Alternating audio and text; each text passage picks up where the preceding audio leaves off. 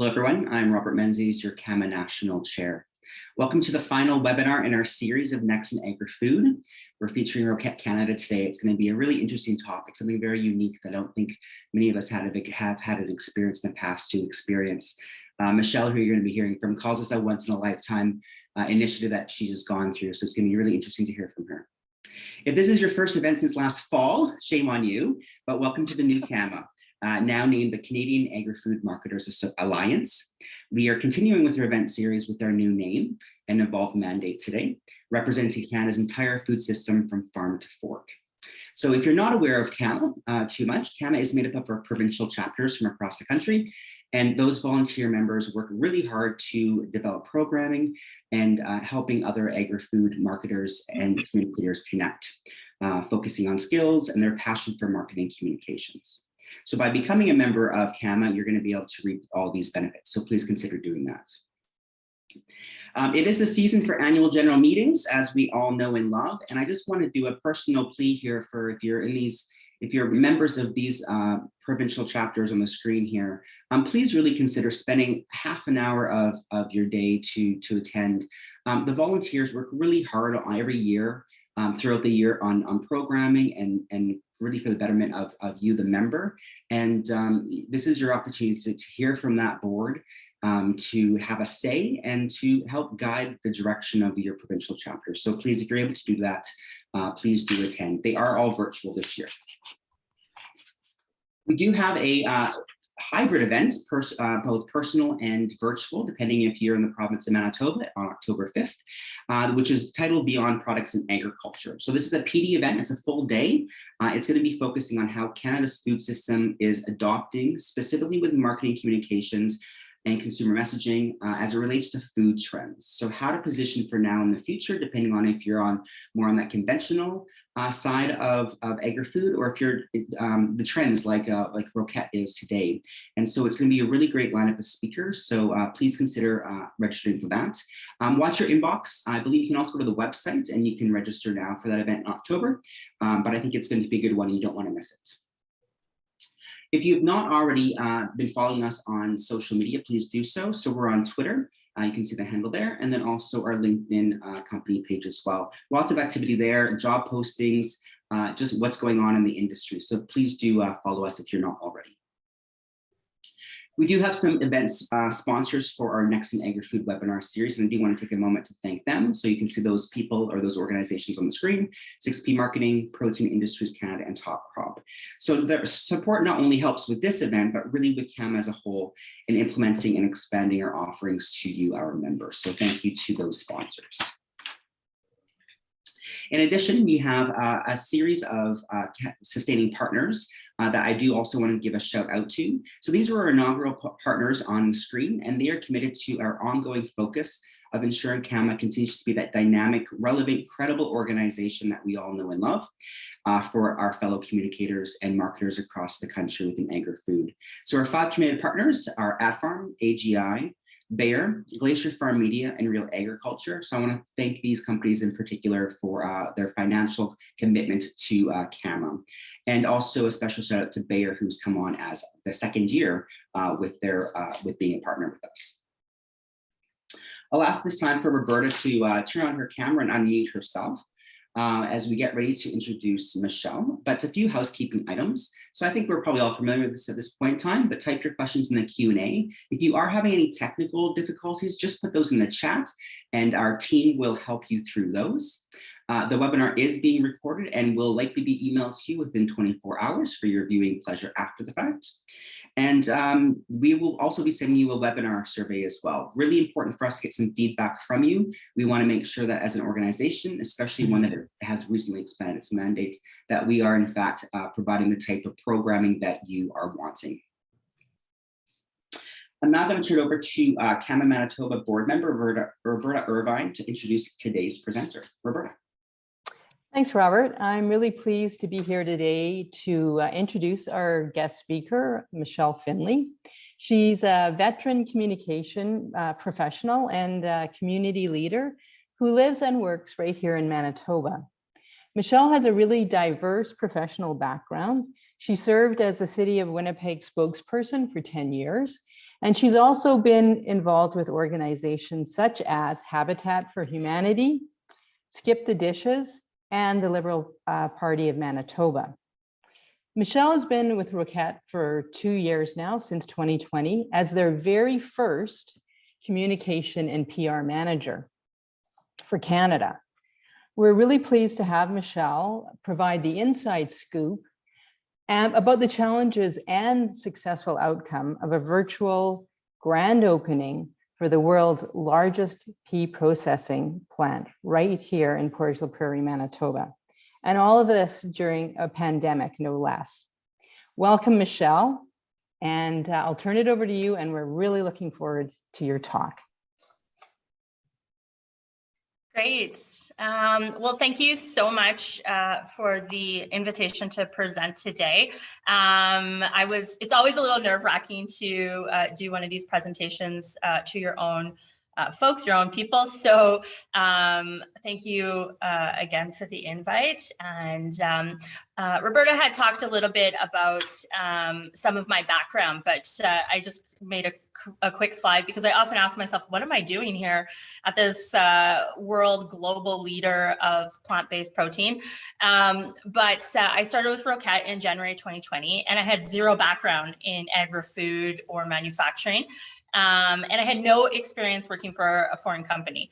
And I had no experience working outside of Winnipeg. So I am based in Portage la Prairie. So I never had any real experience on, a longer commute and how you manage your time with that. And I have not been a solo communicator, physically a solo communicator for at least 12 years. And then, of course, when you throw in COVID and construction, I really was put into a super challenging position and wasn't always totally confident in what I was doing. So that's why I frequently ask myself, I still ask even 2 years later, what am I doing here? Are they okay with this? So I'm really thrilled to share my experience about our grand opening.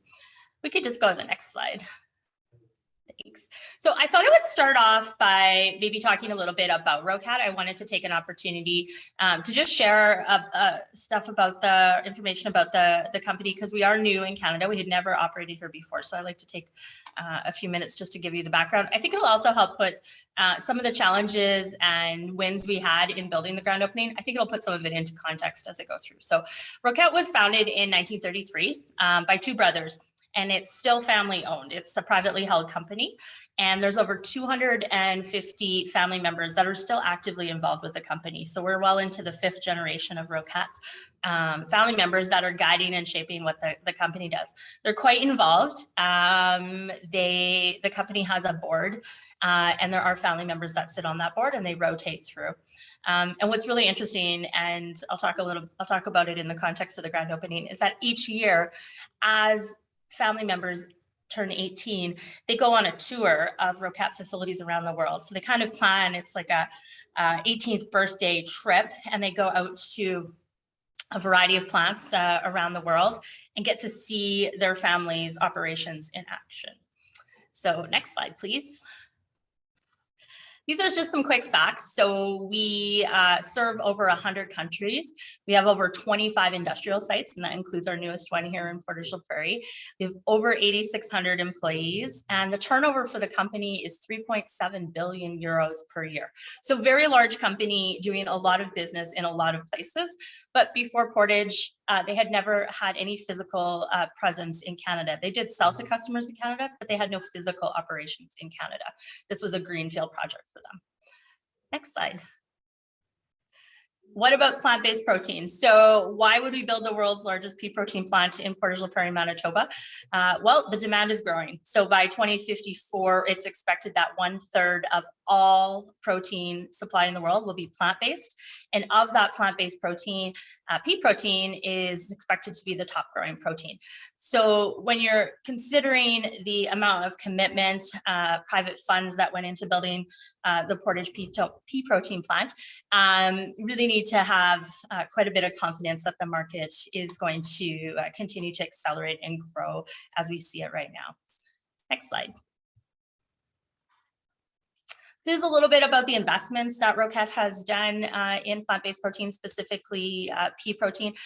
It's by far the largest investment of its type in the world. There's no other company that's coming even remotely close to investing in pea protein the way Roquette is.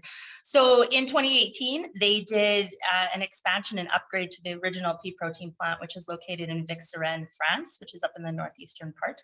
I call it our sister plant. Then in 2019, they purchased a texturizing plant in Horst, Netherlands.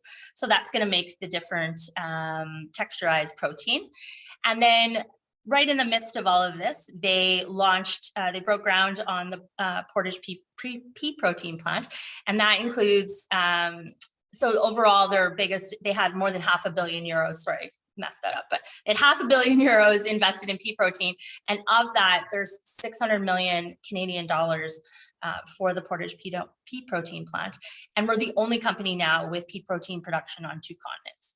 So really able to deliver a very secure supply chain for our customers. Next slide. So why Portage La Prairie, Manitoba? This is the one I get all the time. So there's, I call it the 4 Ps, boiled it down into 4 Ps. And the first one is people. Portage La Prairie is located between Brandon and Winnipeg. We have this large population to draw upon for our skilled workforce. Now our plant is very automated. We need people with a high level of skill. It's not your standard agri-food production facility where you might have folks working on a production line.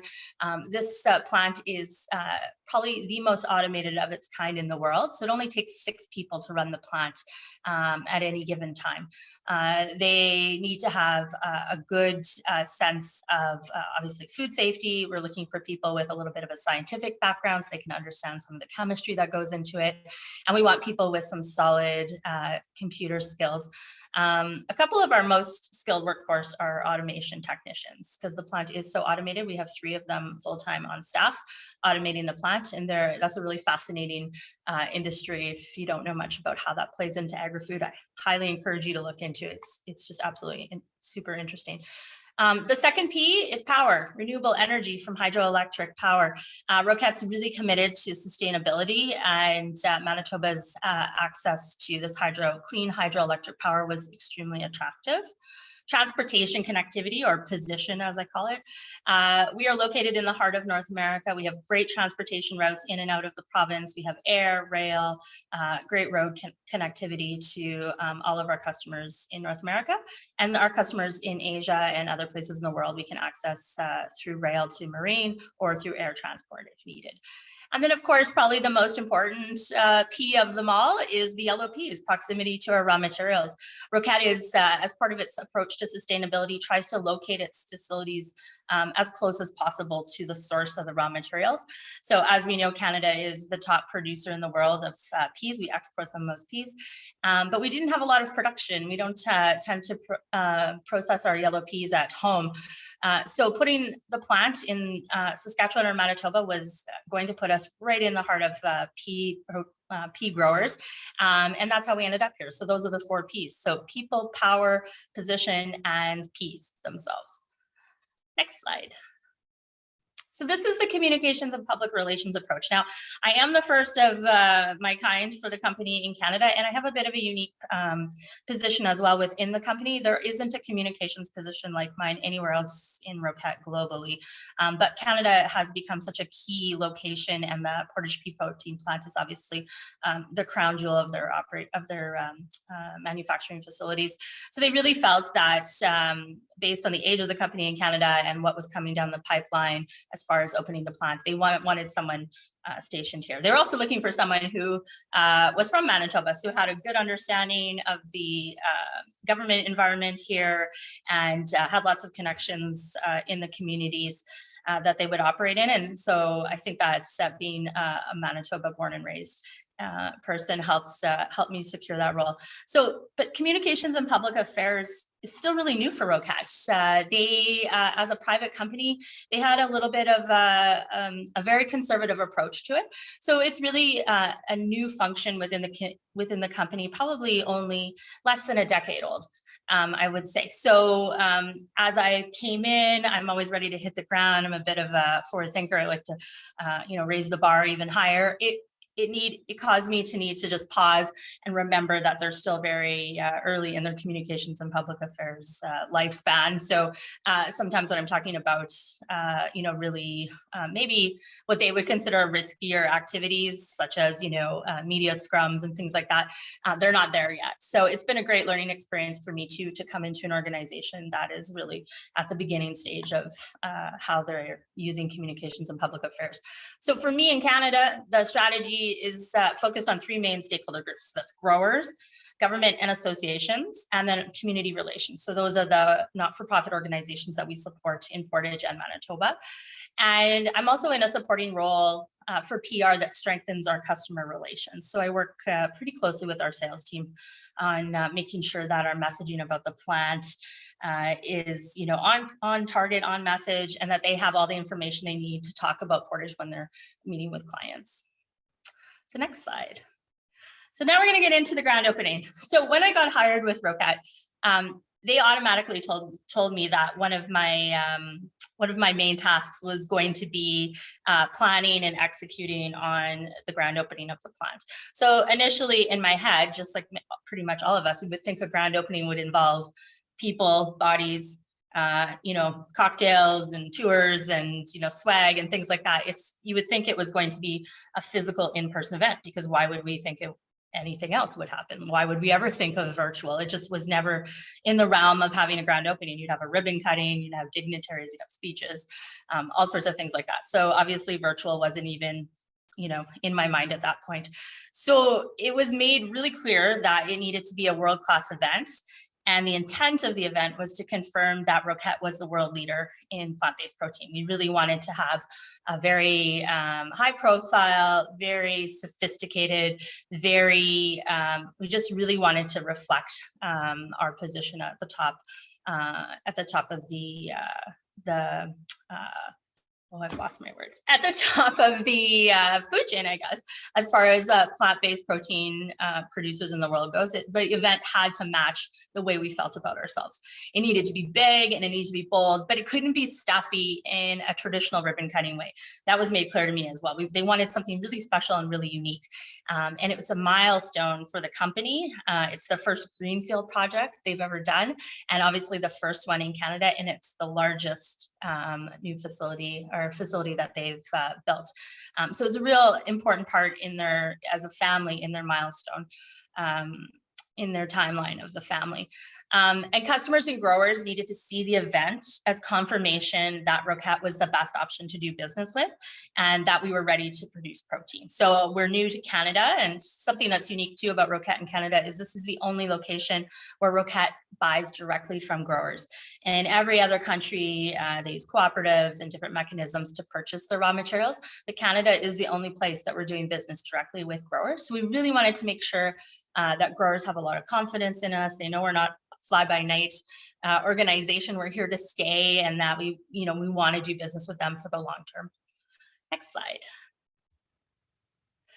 So in February of 2020, I started in the middle of January. In February, beginning of February, they said, Michelle, we want you to come to France. We want you to learn more about the company. We want to talk to you about the grand opening. So I got on a plane and I went to France and Spain. And I probably met with 20 or 30 executive office members who wanted to tell me their thoughts about how the grand opening should go. So it was a lot to take in, especially as a newcomer to the company. But I diligently took those notes, and I had some really amazing suggestions and some really out there suggestions as well. But I took it all in, and what I could really see is that they were super passionate about how important this event was to the company. What was also very obvious to me is that they didn't have a very good understanding of the seasonal extremes that Portage la Prairie, Manitoba would experience. So, or the distance geographically from, say, Toronto or Chicago or Vancouver. They knew some of those larger cities that, are in the area, but they really didn't have an understanding of, we are truly in the middle of the Canadian prairies. There is not a large metropolitan center near us. We're not going to find a 5-star hotel in Port Prairie. We're not going to have gourmet restaurants in Port Prairie. So there's lots of things that they just weren't aware of, and I was picking up in many of the conversations. One of them was, well, we'll come in December and we'll have it outside. Maybe we'll get a canopy to stand under so the snow doesn't fall on us. So there was no understanding of that. It's possibly going to be minus 35 with a huge wind chill. And, it is not something that you'd want to do outside at that time. Also during this period of time, so I got on a plane and I came back, and pretty much when I got back, maybe a few weeks later, the pandemic started. And we watched it fairly cautiously. We do have a plant in China that was right in the epicenter of the first, the first mentions of it in Wuhan. And so we were able to, it kind of gave us a head start on preparing our facilities around the world. So while our colleagues there, really suffered initially, there were learnings that came out of it, and it did give us a head start. So already by mid-March, Roquette in Canada, I was tasked with managing the COVID situation for the country in Canada. I have some emergency preparedness background from my time at the City of Winnipeg, so that's how that tied in. So I was tapped on the shoulder and asked to become the crisis coordinator, which they assured me would be for a very small amount of time. And everyone believed that it wasn't going to be 2 years. So we started planning and working on all of our people protection measures, ended up moving people from home, from the office to home right away, very early on. And the pandemic became my main task. It was all consuming, but it was all consuming for the whole communications and public affairs team within Roquette. And like I mentioned earlier, communications and public affairs is still really new for the company. So we're not a big team. There's probably, I think, only about maybe 30 of us globally. So really had this gigantic task on keeping, really being the leaders in communicating out the safety measures, and most of the communicators are the local crisis coordinator as well. So it became a full-time job on a full-time job. At the same time, as we needed to protect our own employees, we also had an active construction site. The plant was still under construction. And at the beginning of the pandemic, we had about 800 construction workers here. So in that photo that you can see on screen, up in the left-hand section there, you'll see what we call trailer town. So you can't see the other side of the property, but there were just as many construction trailers on that side. So probably at peak, we had about 150 construction trailers on site, and we called it trailer town. It was another little village that we had on site. But it was our role to make sure, in conjunction with our prime contractor, to make sure that all of those people on site were safe from the pandemic. So that also became a huge part of my job, and I needed to learn all the intricacies of a construction site and how communications is different on a construction site. So I really didn't have a lot of time to think about the grand opening at that point, but it was becoming really obvious that we weren't going to hit our construction deadline. That this idea that we were going to have the plant open by the end of the year really was slipping away hour by hour. And there was a lot of reasons for that, but the pandemic certainly played into that. We had a number of tradespeople that were coming and experts coming from France. And when we had the travel ban in place, they would come over and they would need to isolate for the first 2 weeks of their time with us. So if we had them for 6 weeks, we were losing 2 weeks every time. That added up very, very quickly, added tremendous costs, of course, too, because we're paying for accommodations, and they're not able to join us for those first 2 weeks.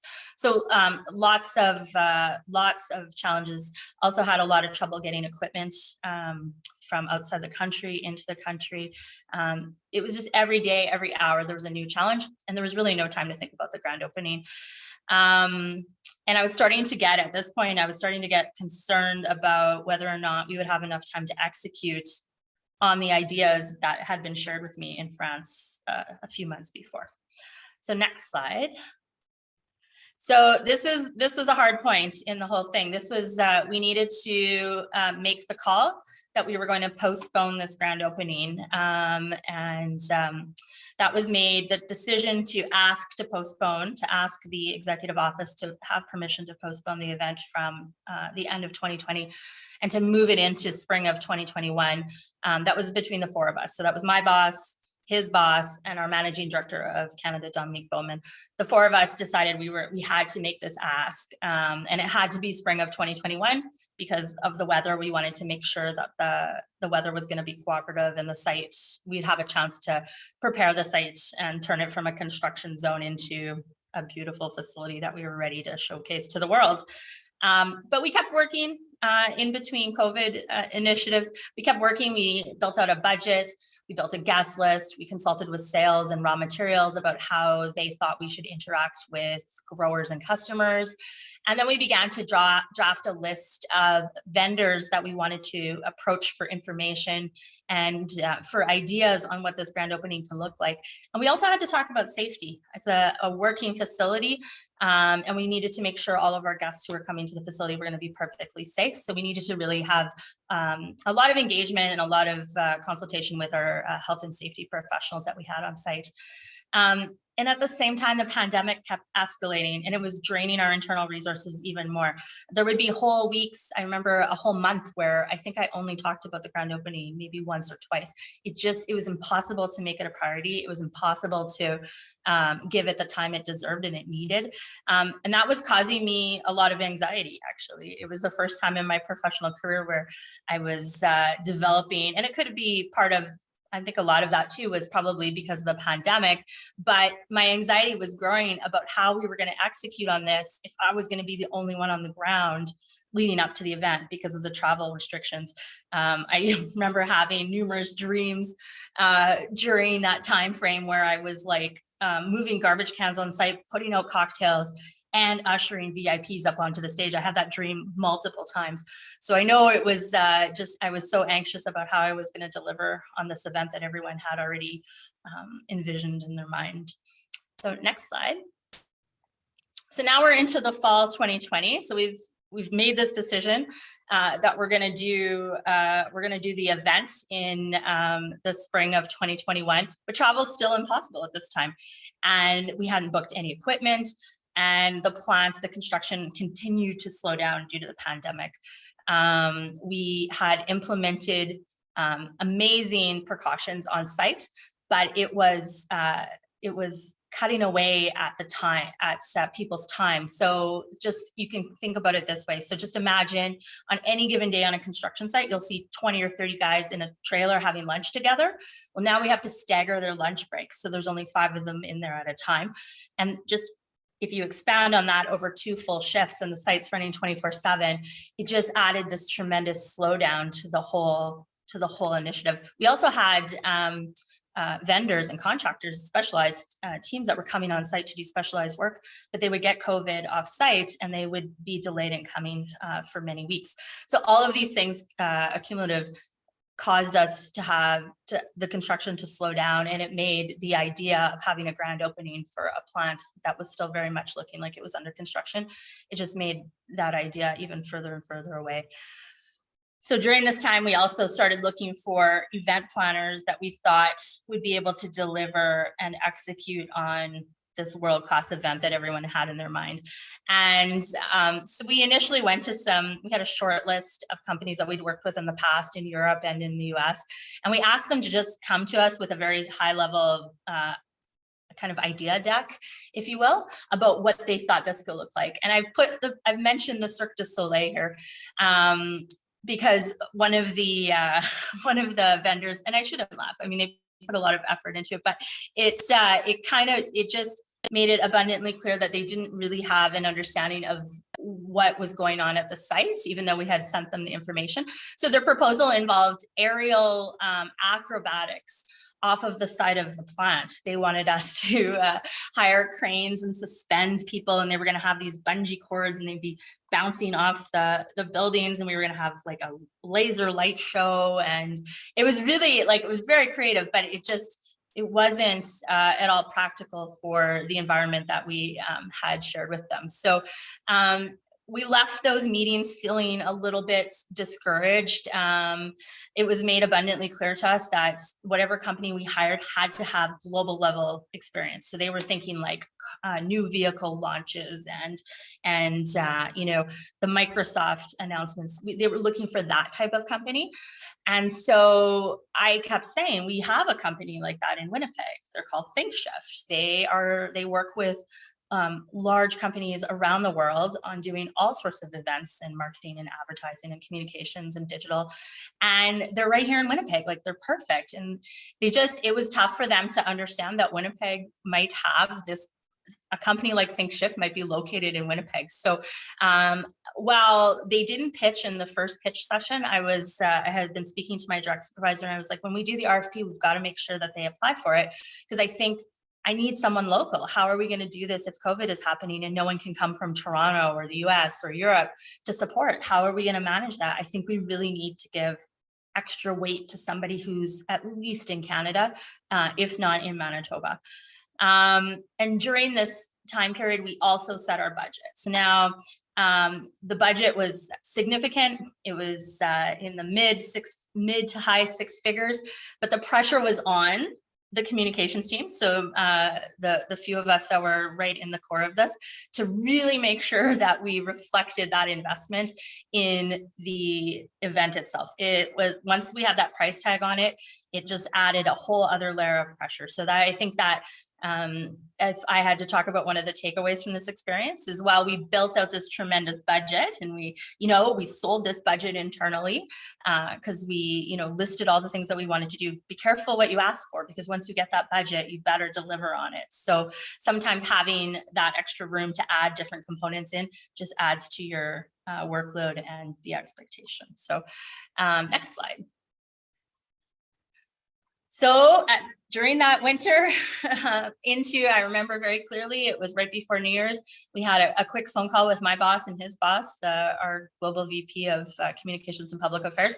And we then made the decision, another huge decision, that we had to plan for something virtual. Now, by this point in time, everyone was doing virtual events, right? We went from barely having any virtual events. In fact, pre-pandemic, I don't really remember that many virtual events. I would go to AGMs in person. I would go to conferences in person. I would do all these things in person. So I don't have a lot of examples of virtual events that I could draw upon before the pandemic. But at this point, virtual was what everyone was doing. And it wasn't that spicy. It wasn't that sexy. These were very plain events. People did the best they could. It was new for everyone. So we made this decision that we were going to go virtual. And we, at that point in time, took our original RFP that we had drafted but not issued yet and rejigged it to reflect this focus on virtual and the focus on how we needed that virtual experience to go beyond anything anyone had been doing up until that point. So this is in the winter and spring. So we issued the RFP. A couple of the people that had originally pitched to us submitted, ThinkShift submitted, and they came to the table, and we had narrowed it down to 3, and then they came in and did their pitches. Now, the first 2 pitches were with a more traditional event planner, and I have to say, they missed the mark completely. They did not consider, even though we told them it was virtual, they still couldn't conceptualize having engagement online for people. They still had planned on having people on the ground here, and all of their experiences would have been with just a stationary camera watching the event behind them. There was no interactivity for guests that would have been online, and possibly we might have had people here as well. There was no connectivity of that at all during their presentations. So ThinkShift did it different. So they came to us with 100% virtual event. And that was based on the fact that travel was up and down and all over the place. And then they said, if we are able to have people, we can take aspects of this and we can turn it into a hybrid event and have people here in person, in addition to being on virtual. We'll make sure that it can go either way, all virtual or a hybrid. So we were right at the very beginning, and then they subcontracted out to Duly Communications for the PR support for it, because a big part of this too was that we needed to have a lot of media attention. We really wanted to hype this up there. And in fact, one person told me in our executive meetings, I don't know who, I couldn't tell you who they were to this day, but I was in a meeting with him and he said, Michelle, we want 1,000 media stories from this. This should be easy to get 1,000 media stories from this. And I come from a media relations background. So I was like, sure, no problem. And then I circled it in red because 1,000 media stories is a real challenge. So the first, so after we had the Think Shift pitch, there was obviously the decision-making process that had to happen on, confirming that they were awarded the RFP, and still astonishment that a Winnipeg-based company could deliver something so professional and amazing. So as I said, we ended up going with Think Shift. I was immediately relieved that I would have these experts here in Manitoba with me. In case it just took a weight off my shoulders, having them nearby, even though I couldn't see them in person because of COVID. It just meant I just felt more secure in the whole process overall. And I know that's not always possible. Often when you're working with agencies, they're in another city, but maybe it was the pandemic, but I sure felt a lot better having them close to home. And they also had a real understanding of Manitoba and the conditions that you'd find in Manitoba. And that played into our creative process as well. So we did a 20 to 30 hours of working on voice and vision and brand personality. And that's how we arrived on a plant for the future. So that's kind of a play on words. So our plant is the most automated and advanced of its type in the whole world. But the pea protein is really the plant for the future. In the future, we're going to need a diverse type, all sorts of diverse proteins in order to meet everyone's nutritional needs. So the pea is truly the plant of the future. So it became that was our theme. That was the name of our event. And once we had that, it just evolved super quickly. You'll notice too in the picture in the lower right-hand corner, that's an actual yellow pea that we blew up to look like the earth. And I think that's my favorite. I remember that meeting very specifically when the creative team presented that. And I was like, is that a yellow pea? And they were like, yeah, what do you think? And I'm like, I love it. So I think every time we had conversations, the creative they brought back to us was just, it got more and more impressive. And then at the top there, you can see that's a virtual auditorium. So you might have in a traditional grand opening, you might have people come into a theater, you might do a big presentation, you have a big stage. But this one we built virtually, and you can see in the background is our plant, and it's that field behind there is an actual pea field. Just adjacent to our property, we have an extra large lot. We're not using all of it right now, and we leased it out to a pea farmer. So he was growing peas right during this time. So we were able to go out and capture this amazing vista of a pea field with our plant in the background. I don't know if that'll ever happen again, but it was perfect for our needs. And then we started talking about how do you make a virtual event stand out above all others? And you need some star power. So this was a really exciting part of the whole planning, was brainstorming who would be an amazing star to lead and host our event. So we talked about everything from Ryan Reynolds to Snoop Dogg, both of whom are, have some interest in plant-based foods. I was really leaning to Snoop Dogg until we got the price tag back. So we actually sent Think Shift out with a portion of our budget allocated for star power and asked them to go out and bring us back a list. Now, I personally was not up on the actual going rate for star power, but it's pretty high. So some of them came back even close to $1 million. For spokesperson fees. So we narrowed it down. We hired Commander Chris Hadfield, Canada's favorite, most famous astronaut, to be our host. And then we added a food aspect and we hired Chef Michael Smith. He used to have a show called Lentil Hunter, and he's maybe one of Canada's most famous chefs, to do our cooking segment during the grand opening. So we wanted to have an actual cooking show within our grand opening because we are making an ingredient. We wanted to see people, we wanted someone who could use it and make a variety of foods, because that's really what we pitch our customers, is that our products can be used in hundreds of different types of formulations and different types of plant-based food. So we brought both of those folks on, and that was a huge learning experience as well. They have really detailed contracts. There's a lot of negotiations that go into that. They're very specific, and they're in some regards a little bit limiting. So when it came to our spokes, our star power, we weren't actually able to leverage their appearances after 30 days. So we were really limited on how we could showcase them. And in fact, we're not able to showcase them after the event. That's why they're not in any of my slides today. But it was really fun getting to meet them online and working through the scripts and things like that, and props. We sent Chef Michael Smith a ton of our product to experiment with in his test kitchen in PEI. And he just came up with an amazing variety of dishes. So it was really, really interesting to work with him. One learning from that experience is make sure you're very detailed in your scripting about what is non-negotiable and what is. So unfortunately, during Chef Michael Smith's segment, he never mentions our brand at all, Neutralis. He never mentioned it once.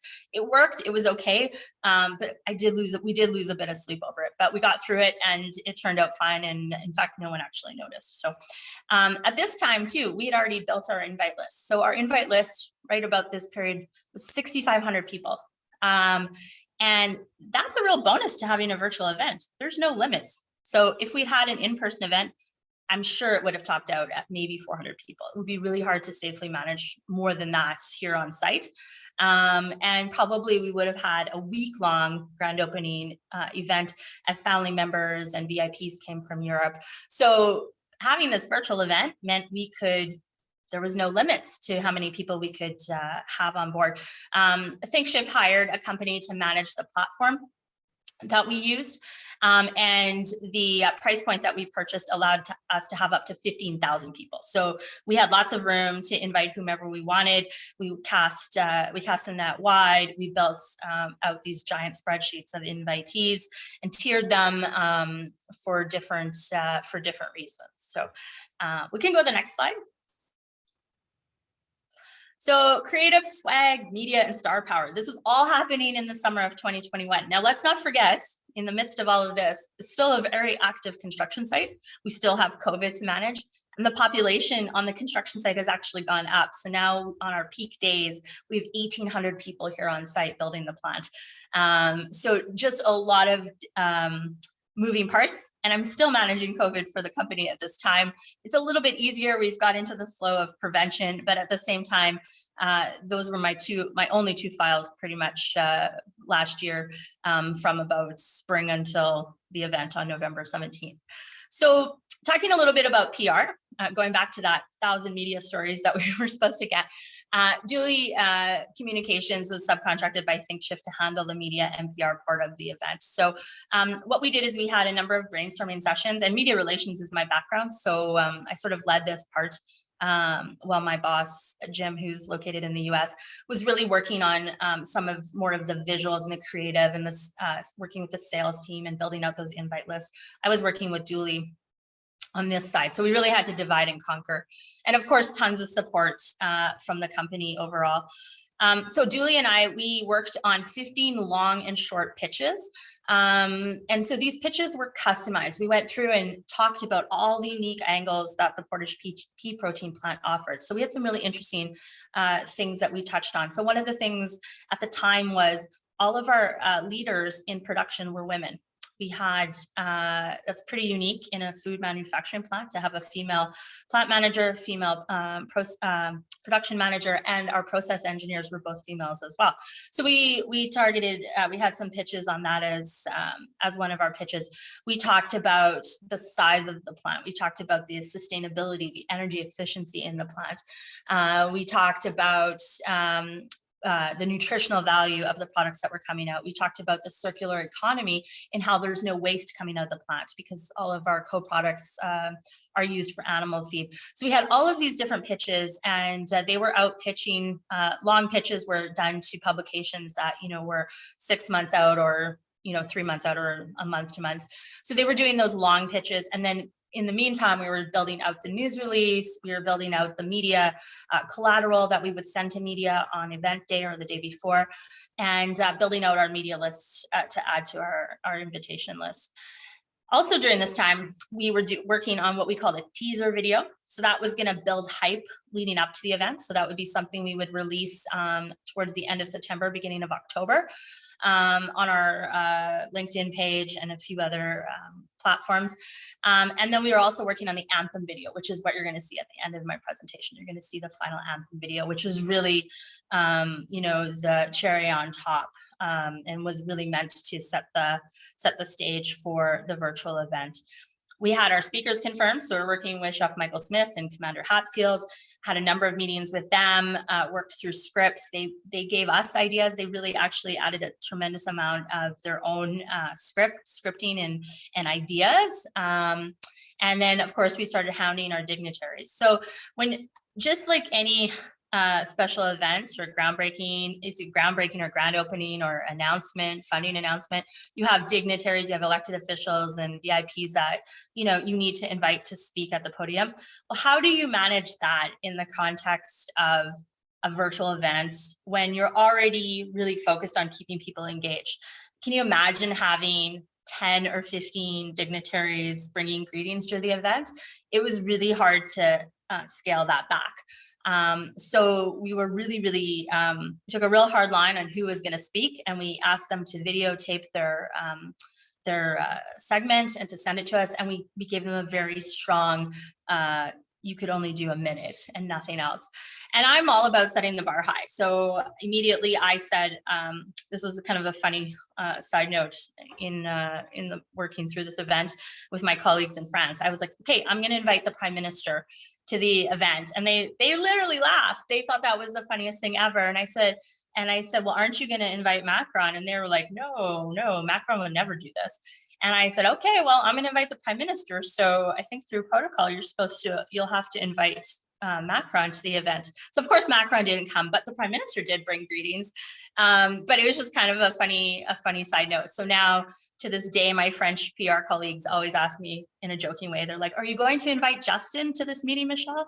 And I always say, no, of course not. But anyway, that was just kind of a side note. So we did end up confirming a lot of dignitaries.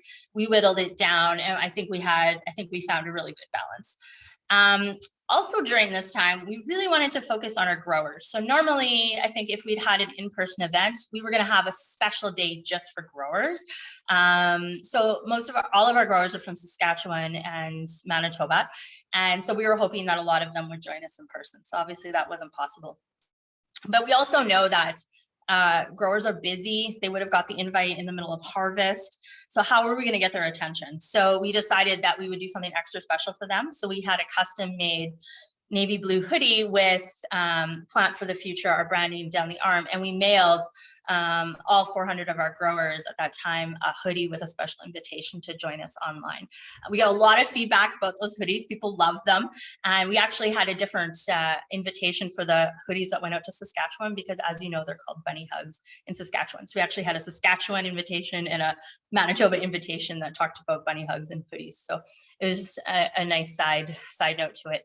And then also during this time, we had a couple points in time where we needed to go back to the drawing board with both of our professional speakers. The scripting that we had worked on with them, it just wasn't working in the context of all the different aspects that we were adding into the event. So the event was meant to be completely interactive for everyone attending. So we built in some activities into the virtual event. We built in a trivia contest. So Chris Hadfield would periodically throughout the event stop and do trivia based on Roquette and our plant protein and things like that. He also had a little bit of trivia about himself. And then we also originally planned to have a virtual scavenger hunt. So during the course of the event, little icons would float through your screen, and you would click on it and you would accumulate points. And people with the highest number of points for trivia and the scavenger hunt would get prizes. Like we had a telescope, and we had more hoodies, and we had all sorts of fun stuff like that. But it just got kind of cluttered. It felt like it was too much. So I think it was actually Commander Hadfield who suggested that maybe we get rid of the scavenger hunt. He was like, it was really busy. He goes, and I'm used to handling a million different buttons and things coming at me when I was in space. But he goes, this seems a bit too much. And so with his recommendation and with our gut feeling, we decided to hack off the whole scavenger hunt part of the event, which obviously we had spent that money building that out. So it was a hard decision, but ultimately ended up being the right one. So I guess that's a takeaway as well. Be flexible and be willing to cut what you've already paid for if it makes the event better. Next slide. So now here we are, it's go time, fall 2021. Our events, we've got the date's been set for a long time. It's November 17th. It's a total virtual event. Now we send out the invites to the VIPs with an extra special little swag to go with it. We sent them out some bamboo. I don't have one here. I wish I would have. We sent them out a bamboo cooking set with Roquette on it, and also a apron with Roquette Plant for the Future on it. So they got that with their invite. So that was like our top customers, significant stakeholders for us. So they got this extra special package. We also had to remember our internal audience. So this is not only a huge event for our local staff, our 120 employees and our 1,800 construction workers and dignitaries in town, but also our employees all over the world have been supporting this plant and the construction of it. So we wanted to make sure that they were included. So we organized employee watch parties all over the world. So we ended up, our final RSVP list was, we had 1,200 global attendees. We did a survey after to see how people liked the event, and we had 95% approval rating, and 650 people participated in the trivia contest, which was far above what we thought was going to happen. It was really well received, and I would highly recommend that if you're doing any sort of virtual gala or anything like that, you might want to incorporate something interactive like that. It just keeps people's attention and just added an extra little bit of fun to the event. At the bottom there, I just put those media stats because I was really proud of those. So we ended up we didn't have 1,000 media stories, but we did have 116 media stories by November 25th. And that went up to about 150 by the time we got into January, as some of those those publications with a longer print cycle came out. So we ended up about 150 stories, which we were really pleased with. It was all positive. We had 6,300 press release views on The Wire, 243 outlets picked it up in some fashion. So, that could have just been a mention, or they weren't all complete stories just about it, but we had about 243 outlets mention the grand opening in some way, shape, or form. And then we had over 160 million estimated audience reach. So really happy with that result. And we've got a couple just headlines on the side there that I plucked out to share with you. So overall, it was an incredible success.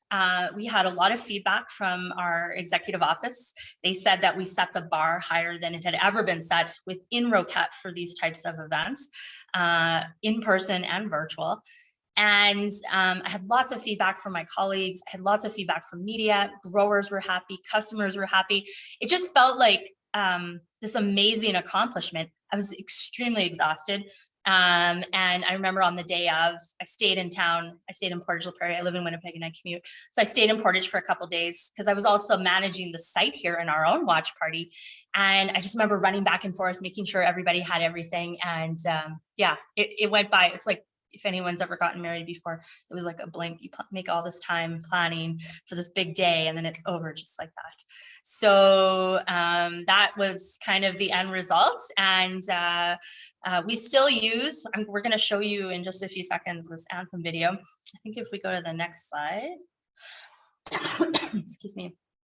Yeah, so we're going to tee up our anthem video. And one of the takeaways for this event, and I think having such a huge budget for this event, was that one of the ways you can sell this internally as you're trying to, get a great budget together, is that you make, I call them legacy creative. These are pieces of creative material that you can use time and time again, and that are kind of evergreen for you. So this anthem video, we played it during the grand opening. It's really impactful. But we also use this in our sales meetings. Our sales teams use this all the time. We use it when we're meeting with new associations, and new growers even will present this to them. And so it really has a lot of legs, and it was a tremendous amount of work and a big piece of the budget, but definitely something that we'll be able to get a lot of years out of. So, okay, I'm done talking. I will let you watch the video now. With over 40 years of trailblazing experience in the plant protein industry, we celebrate the journey so far and set our sights on a new horizon. Our search for innovative and sustainable ways to push the boundaries of science isn't stopping anytime soon. I've been working for Roquette since February of 2021, and I'm a packaging operator. So I work with a team and we package the final product of starch and protein. We know from firsthand experience that quality and teamwork are intertwined from the field to the finished product. At Roquette, quality control is always number one. We make the products that go into a lot of different meat alternatives. Beyond Meat is one, as well as coffee cream, pet food, and nutritional shakes. Our agronomists work alongside our pea growers to give them the support they need to grow sustainable crops season after season. At almost 200,000 square feet and capable of processing 125,000 metric tons of peas annually, this state-of-the-art facility is the largest pea protein plant in the world and represents a new source of pea protein for Nutrilis. Roquette is the only company with manufacturing facilities devoted to pea protein in North America and Europe. We have the resources to meet global demand and discover groundbreaking solutions. Our ingredients open the door for innovation. It's huge for Portage and it's creating a lot of jobs, over 100 jobs so far, and this is only the beginning. We can't do any of this alone. Through the Roquette pea protein plant in the heart of Canada, and with our customers and partners, we continue to forge the path for the food revolution.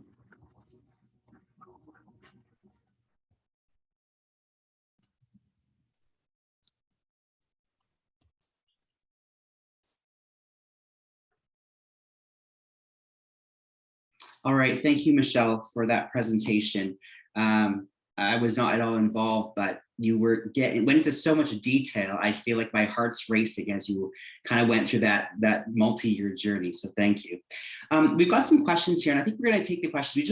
We don't have too much time, but I want to take them in a little bit different direction as it relates to the relationship that you have here with I guess the prairies and growers and seed manufacturers, since you've covered really much of the detail about the event itself. Of course, if anyone has any specific questions, then feel free to put them into the Q&A. But I wanted to start off with how the plant in Portage, and you mentioned Manitoba and Saskatchewan being your draw for growers. How has that changed the primary agricultural scene in the prairie provinces? That's a great question. So I think that peas, and I'm not an agronomist, but what I've been told from our raw materials team is that peas were never really that big of a deal. They were always, grown as a feedstock. They were not really considered a commodity. They were sort of an afterthought. There were obviously some growers that were doing it. It's what, for export, but they just really, there wasn't a lot of stability for growers to invest in the equipment and to build them into their business plans. With Roquette arriving on scene and obviously being the largest purchaser, 125,000 metric tons of yellow peas annually is a huge amount, and just elevated our at-home processing capacity to new levels. And we also see other companies like Merit and NutriPea has been here for a long time, and there's just a real demand for yellow peas going up. It really gives farmers some incentive because it's a sustainable market. They're going to have a stable partner that's going to be committed to purchasing the peas. They can build these peas into their business plan now, and not have to worry about prices fluctuating all over the place and on demand going up and down, tariffs, anything like that. They can access a buyer right here at home. And what we found is we originally thought that we were going to see more peas come out of Saskatchewan because they traditionally grow more. So we thought we would get most of our peas, a larger portion of our peas from Saskatchewan and Manitoba for the first couple of years. And it actually was completely the opposite. Manitoba pea growers jumped on board, new growers got on board. They wanted to try it out. And during this same period of time, we've seen fertilizer prices go up. Now, peas are a great crop because they're nitrogen fixing, so they don't need a lot of fertilizer. And so they started becoming a really attractive crop for growers, not only, to save on fertilizer costs, but because the price for yellow peas started to go up really quickly. The demand for yellow peas obviously is growing alongside the plant-based protein sector. As people want to try more plant-based foods, this demand is showing up, and we're seeing that show up in higher pea prices overall. So all of those things combined, I think the fertilizer costs, the demand for new proteins, new innovative foods, and Roquette being an established global leader and doing business directly with the growers, I think all of those things have put us in a really good position. And we've been very successful in contracting with growers. Right. So you mentioned that on the contracting with growers. And so I'm assuming that you're working with them on certain growing practices in terms of what Roquette's environmental sustainability goals and whatever other goals you have. Can you talk a little bit about that? Sure. So we're meeting consumer demand. We're meeting the needs of our customers, and some of our customers have really specific quality guidelines that they're looking for. So we work with a select group of growers specifically to fulfill those contracts. And then we have other customers that maybe don't require as high a level of assurances on different products that are used during farming. But overall, our growers are, I think all Canadian growers are environmentally conscious. I think that it's probably a misconception that growers are, not in tune with the earth and they're using different chemicals in inappropriate ways. That's not the case at all. And so our growers have really come to the table. We've really tried to, work with them to help them understand that we're fulfilling the desires, the wants of our customers. And we had a number of growers come to us and say, oh, now it makes sense why you're asking for X, Y, and Z. It seemed like you guys were just fussy at first. And we're like, no, this is the reason why we're asking for this. And all of them have been extremely accommodating and wanting to work with us. And we have an agronomy team here that will go out and work with growers if they have questions, new growers that maybe haven't done peas before, or experienced yellow pea growers that maybe need some adjustment as they work and grow within our pea protocol. And then obviously sustainability, like right now, none of our peas travel more than 8 hours to the plant. So that in itself is an incredible sustainability value that we can offer to our customers as well. Great. Just a personal question for you. So you mentioned being, I wrote down comms, public affairs trailblazer for the company. What have the challenges been when you are the trailblazer in your role? Wow. I think I would say it's a bit of a double trailblazer, only because the company is still really new at communications and public affairs. So I came with my own ideas and my own kind of institutional practices. I mean, I came from the city of Winnipeg, lots of, formal communications, came from Skip the Dishes, where it was the Wild West of communications, and kind of landed here. And I'd say some of the challenges are just, they are conservative in their approach. And so they want to understand completely. So instead of me just pitching them an idea, I need to really do my research and prepare a briefing note for them to, really help them understand. I might have more meetings than expected to try to sell something. A recent win for me was I have the company's first Twitter account. So the company is not really on social media at all. They're not on Facebook. They weren't on Twitter until recently. They have a LinkedIn page, but they're really definitely not on Instagram. They're just really not, it's not in their comfort zone right now. But I did talk them into a pilot Twitter account. So we have a Twitter account dedicated for our raw materials and agronomy team to connect with growers. So if anyone wants to follow Roquette Peas, I welcome the followers to try to hit my goal for the end of the year. But it's going pretty well. And I think having this little pilot project, I'm hoping will help move them along the pipeline to more social media. Great. So last question before I turn back over to Roberta to do the thank you. So how did you take, this is kind of somewhat of a joke of a question, but I want to ask you. So how do you take that conservativeness, corporate, and Snoop Dogg? So did you have buy-in for Snoop Dogg if the budget had been there? I think we would have, because he really is a fan of plant-based food, and like he's a big fan, and so he definitely was at the top of a lot of our lists. Chris Hadfield was a good fit though, because we ended up with this futuristic, forward thinking, and his persona just really fit with that. And I think also having him eating, texturized plant protein in space was also part of it. And we had a really random connection that we didn't think of at the beginning, but Chris Hadfield started his flying career in Portage la Prairie. He trained at the old flight center here. So he has roots in Portage la Prairie. He spent 3 years here learning how to be a pilot and ultimately an astronaut. So while I would have liked to have met Snoop Dogg, I don't even know if he could have got across the border, travel restrictions aside. So I don't know. But it was worth a shot anyway. Great, thank you. Roberta, I'll turn it over to you. Thank you so much, Michelle. That was absolutely fantastic. And as Robert said, I loved your stories, and I could feel the anxiety when you were talking about your dreams. And it was really interesting because when I was at the Food Development Center, we used to get visitors from Roquette. So it was really interesting to hear about, when they're 18, they do the world tour. Yeah. And I thought that was fascinating. And of course, we really appreciated all your tips about marketing and communication.